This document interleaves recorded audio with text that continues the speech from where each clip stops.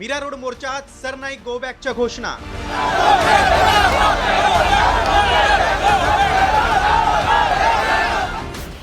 शिंदेंच्या मंत्र्याविरोधात जनआक्रोश।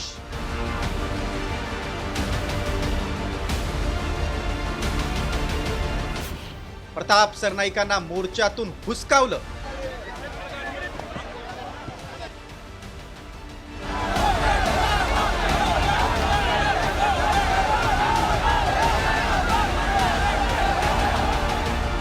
ही घोषणाबाजी सुरू आहे। सत्ताधारी पक्षातील मंत्री प्रताप सरनाईक यांच्या विरोधात मीरा रोडच्या मराठी मोर्चात सहभागी होण्यासाठी गेलेल्या सरनाईकांना आंदोलकांनी हुसकावलं। मोर्चातील लोकांकडून सरनाईक गो बॅक अशा घोषणा देण्यात आल्या। मराठी माणसाच्या आक्रमकपणामुळे अखेर प्रताप सरनाईकांनी मराठी मोर्चातून काढता पाय घेतला। किंबहुना मराठी माणसांनीच त्यांना हुसकावून लावल्याची टीका विरोधकांनी केली।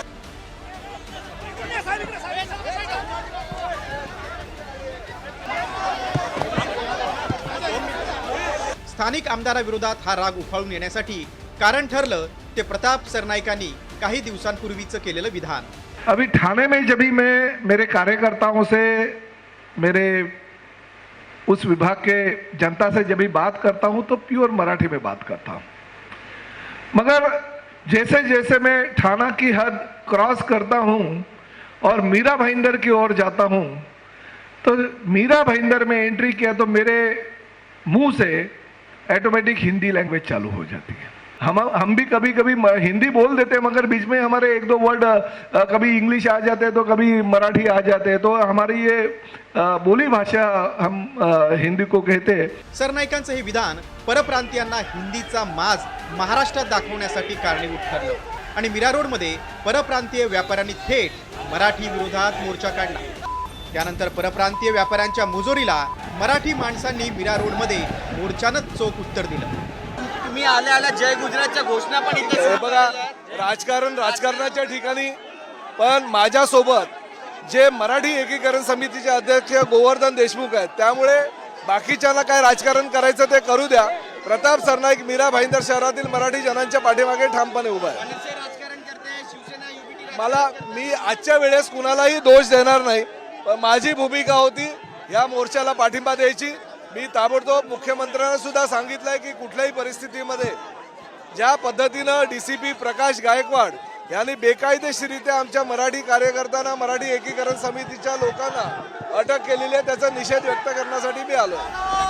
मात्र सरनाईकांचं मोर्चात सहभागी होणं मराठी आंदोलकांना खटकलं। ठाकरे सेनेचे नेते राजन विचारे यांनी सरनाईकांच्या दुटप्पी भूमिकेवर निशाणा साधलाय।